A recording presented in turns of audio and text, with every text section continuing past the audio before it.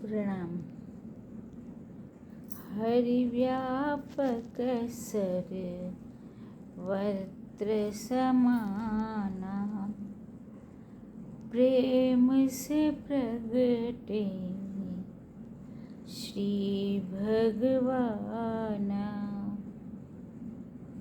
हरिव्यापक सर्वत्र समाना, प्रेम से प्रगटे श्री भगवाना। हरे कृष्णा कृष्णा कृष्णा हरे हरे, हरे रामा हरे रामा हरे हरे।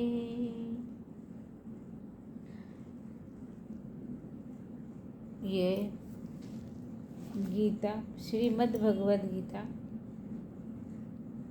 यथारूप स्वामी प्रभुपाद के द्वारा लिखी हुई मैं इसको पढ़ रही हूँ। आशा है आप लोगों को अब तक अच्छा लग रहा होगा। श्लोक 71। जिस व्यक्ति ने इंद्रिय तृप्त की समस्त इच्छाओं का परित्याग कर दिया है, जो इच्छाओं से रहित रहता है और जिसने सारी ममता त्याग दी है तथा अहंकार से रहित है, वही वास्तविक शांति को प्राप्त कर सकता है। वह श्लोक 72। वह यह आध्यात्मिक तथा ईश्वरीय जीवन का पथ है जिसे प्राप्त करके मनुष्य मोहित नहीं होता। यदि कोई जीवन के अंतिम समय में भी इस तरह स्थित हो तो वह भगवद धाम में प्रवेश कर सकता है। इस प्रकार अध्याय 2 खत्म हुआ। अब अध्याय 3 शुरू होने जा रहा है। इसमें गीता का कर्म योग है। अर्जुन ने भगवान से कर्म योग के बारे में कुछ प्रश्नों के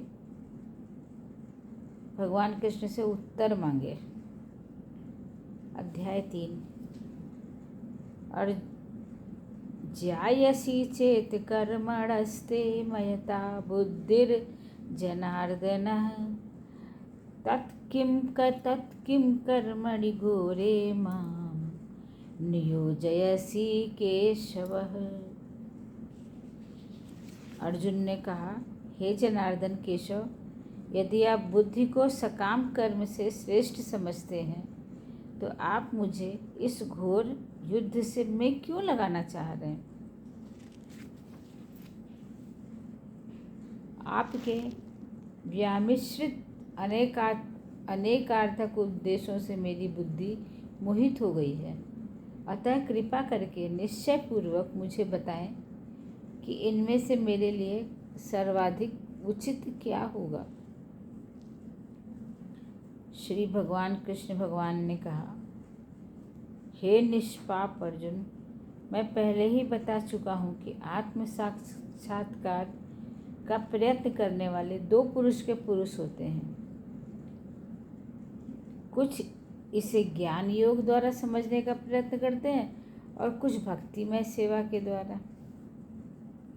ना तो कर्म से विमुख होकर कोई कर्म फल से छुटकारा पा सकता है और न केवल संन्यास से सिद्धि प्राप्ति की जा सकती है।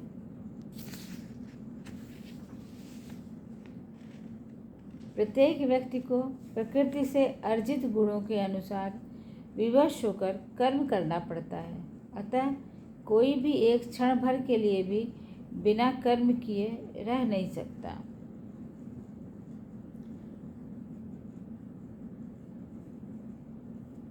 जो कर्मेंद्रियों को वश में करता है किंतु जिसका मन इंद्रिय विषयों का चिंतन करता रहता है, वह निश्चित रूप से स्वयं को धोखा देता है और मिथ्याचारी कहलाता है।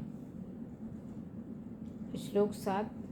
दूसरी ओर यदि कोई निष्ठावान व्यक्ति अपने मन के द्वारा कर्मेंद्रियों को वश में करने का प्रयत्न करता है और बिना किसी आसक्ति के कर्म योग प्रारंभ करता है तो वह उत्कृष्ट है। कृष्ण भावनामृति में प्रारंभ करता है तो वह उत्कृष्ट है। कोई भी कर्म अपना करके अगर हम समर्पण कर देते हैं तो कृष्ण भावनामृति उसको बोला जाता है।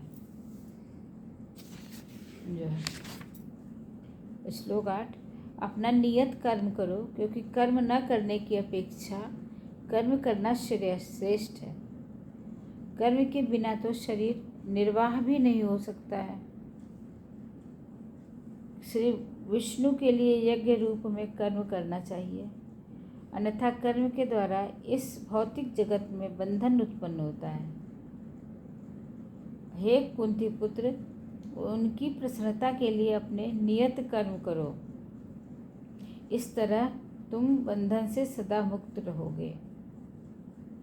श्लोक 10, सृष्टि के प्रारंभ में समस्त प्राणियों के स्वामी प्रजापति ने विष्णु के लिए यज्ञ सहित मनुष्यों तथा देवताओं की संतति की रचा।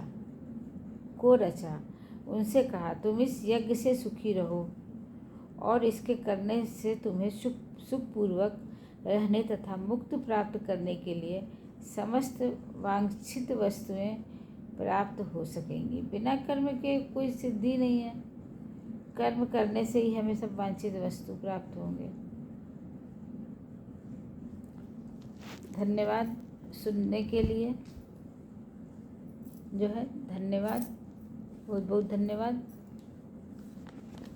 जो है हरे कृष्ण वायुर्यमो अग्निवरुणः शशांक प्रजापतिस्त्वं प्रपितामहश्च। नमो नमस्ते सहस्रकृत्वा पुनश्च भूयोऽपि नमो नमस्ते।